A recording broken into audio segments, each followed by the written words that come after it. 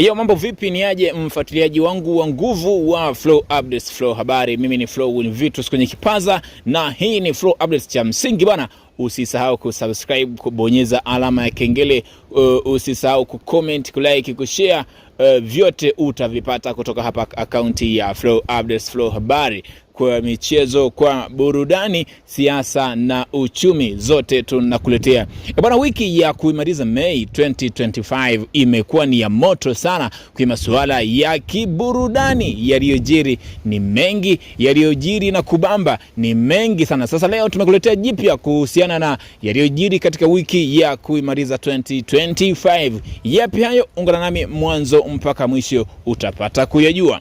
Wiki ya kuimaliza 2025 ikiwa leo ni siku ya Jumamosi, yamejiri mengi sana ya kiburudani. Oscar akija na lake jipya, Harmonize na Ibra wakija na lao jipya, Barnaba Classic pamoja na Diamond Platnumz wakija na lao jipya. Oscar kumbuko ametoa wimbo wake mpya ambao unaitwa Mniombe, ambao ulipewa wadhifa mkubwa sana kuhusiana na trending za mziki hapo siku za hivi karibuni. Mpaka sasa Oscar wimbo wake wa Mniombe una siku 3 mfululizo ambazo umekaa sokoni kwenye mziki wa Bongo Flavor. Yeye ameutumia mziki wa Mniombe kama mziki wa rap, akija kufanya interaction kwenye mziki wa rap, akisema rap imepoa sana kwenye mziki wa Tanzania. Sasa yeye amekuja kuiamsha. Mniombe mpaka sasa kwenye mtandao wa YouTube imefikisha views 280,000 mpaka sasa, ikiwa na siku 3. Lakini baada tu ya kutoa wimbo, Oscar aliitwa na Baraza la Sanaa nchini Tanzania kwa ajili ya kufanya upembuzi wa wimbo wake wa Mniombe. Baraza la Sanaa nchini Tanzania lilifanya upembuzi wa wimbo wake na kusema wimbo wake hautasikilizwa na watu ambao wako chini ya umri wa miaka 18. Oscar pia amepewa ithibati ya kufanya kazi ya mziki wa Bongo Flavor. Kama atafanya rap ni yeye, kama atafanya Bongo Flavor ni yeye. Ameshapewa ithibati. Kwa hiyo mambo mawili yaliyompeleka BASATA ni kupewa ithibati pamoja na kusikilizwa kwa wimbo wake na kurasmishwa kwa wasikilizaji wa wimbo wake. Mchana wimbo wake hautapigwa, utapigwa kwenye media usiku.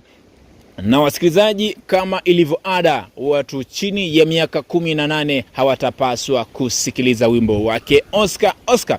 Sasa Diamond Platnumz pamoja na Barnaba nao wamekuja na wimbo wao mpya ambao unaitwa Salama. Sasa hivi una siku 8 ukiwa sokoni kwenye mtandao wa YouTube, ukiwa na views 1.1. Ni mafanikio makubwa sana kwa Barnaba.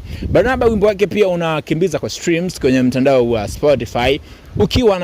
Ukiwa ni wimbo wa kwanza kwenye orodha, utazikuta nyimbo ya Tete, utazikuta nyimbo za kina Harmonize, Furaha. Lakini wimbo wa Barnaba ukiwa na siku 8 sokoni umefikisha views 1.1 YouTube. Lakini imekuja nyingine kuhusiana na msanii Ibra TZ, ambaye yeye alikuwa kwenye kwaro kidogo na msanii Harmonize, akiwa kama CEO wako lebo ya Konde Gang, ambao walifanya kupelekana BASATA kwa ajili ya usuluhishi wa sakata lao.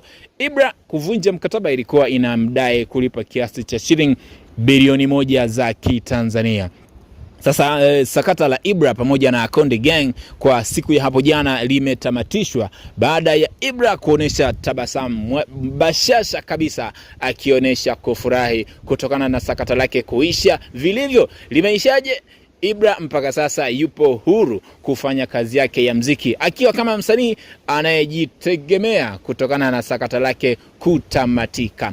Moja ya jambo ambalo amelizungumza baada ya sakata lake kutamatika ni kumuomba radhi bosi wake Konde Boy, ambaye alikuwa akimdhamini kwenye mziki wa Bongo Flavor, ambapo amemuomba radhi kutokana na kile alichokitamka, ikiwa kitakuwa kimeenda kinyume na utaratibu wake, ikiwa kitakuwa kimemkwaza kwa namna moja au nyingine. Amemtaja Konde Boy kama ndio brother yake kwenye mziki wa Bongo Flavor, amemlea na kumkuza, hivyo ni wazi amemuomba radhi, lakini anategemea kufanya mziki akiwa kama msanii anayejitegemea. Mimi ni Flow Vitus, Flow Updates inakuletea yote haya. Ndio moja ya matatu yaliyojiri katika wiki ya kuimaliza 2025 Mei mwaka 2025. Usisahau kusubscribe, comment, like, share, bonyeza alama ya kengele ukipata taarifa mpya kutoka kwenye peji yetu. Mimi nikutakia wakati mwema, umalize mwezi wa 5 kibabe.